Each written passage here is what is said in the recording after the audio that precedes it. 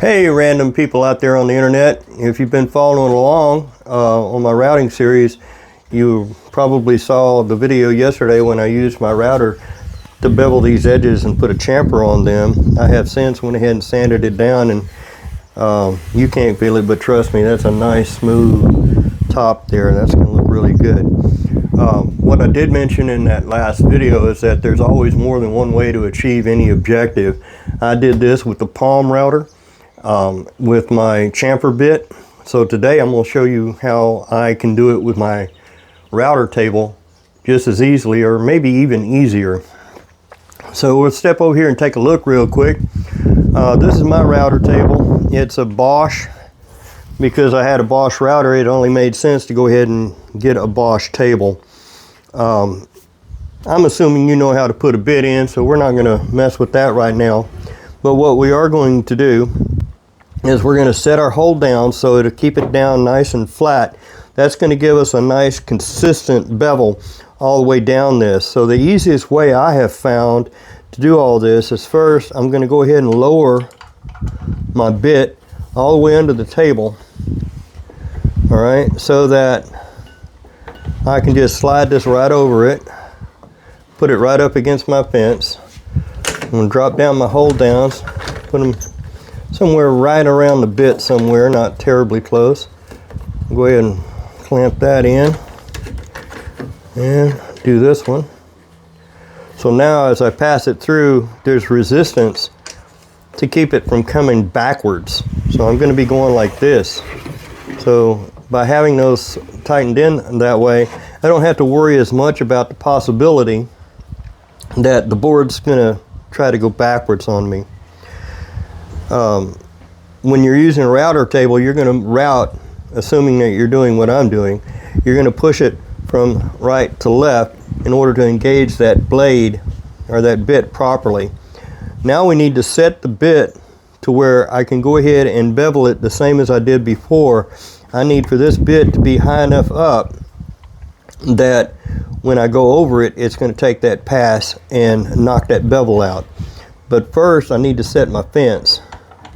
So what I'm doing here is I'm going to lift this bearing to where only the bearing is above the router table. Kind of like that. Now if I put this right up against that bit, I just bring my fence to the piece. It looks like I'm going to need to raise this up a touch. Bring that right up to the fence, or bring the fence right up to it and stop. Now some people will tell you got to have it squared. That's just not true. Okay, you just have to have it up against the bearing. Once it is, I'm going to lock that fence down. I'm going to test my piece, make sure it won't slide backwards, it will only slide forward.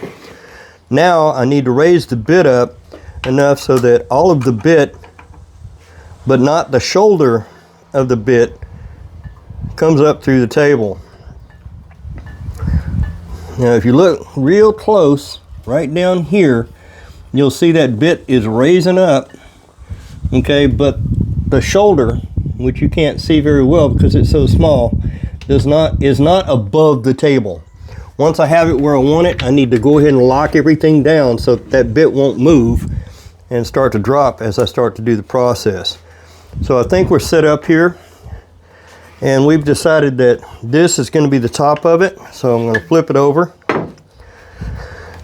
and here comes the noise. Turn that switch on for me, please.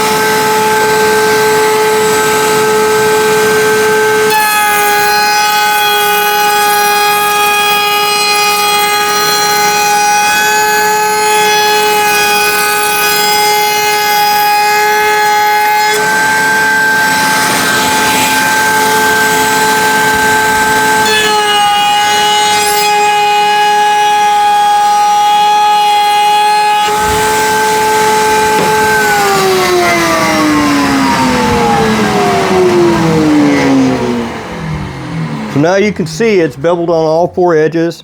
Less burning than I had with the power of the palm router. All right, there are advantages to this method. For one, it's consistent. As long as you're up against that fence, you're going to get the same bevel all the way around. Okay. The other thing, of course, is having the dust collection. I don't have the big mess that we had with the palm router. The vacuum pulled almost all of the dust right out the back. So there it is. We've done the same thing again, but we've done it actually much quicker and much easier with the router table. My whole point here is to demonstrate that regardless of the tool set you have, you can achieve the objective. You just need to figure out how best to use that particular tool for what you're trying to achieve. Typically, if you've got a router table, it's probably going to be the quickest and safest method. That being said, something to understand about router tables is that if you have a bearing on your bit, typically you're okay to do stuff without having to worry a whole lot about the possibility that it'll kick back or, for God's forbid, drag your hand into that bit. All right, but if you don't have a bearing on your bit, it's very hard to freehand things without the possibility of accidentally running into the bit. So I'm going to show you real quick that virtually every router table comes with one of these. Okay, when this is screwed into the table, may not be as smart as the bit is here. Well, all right.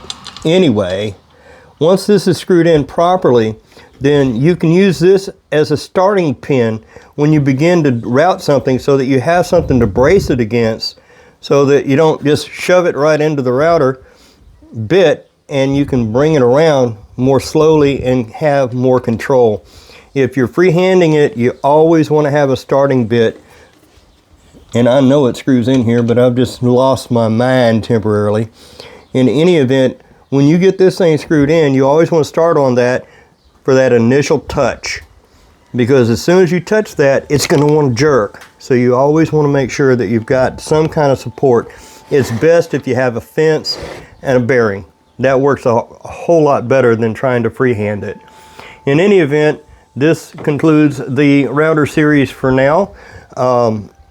We'll talk a little bit about setting up for a dado and things like that, which is a little bit more difficult with a router. Much easier if you use a table saw and a dado bit, but a dado blade, or even just a regular blade if you want to make multiple passes to do a dado. But doing it with a router is more consistent. So thanks for watching. Let me know you're out there. Give me a wave, give me a like. If you like what I'm doing, subscribe to my channel, and there'll be more content coming as I work my way through various projects. Thanks for watching. Be safe.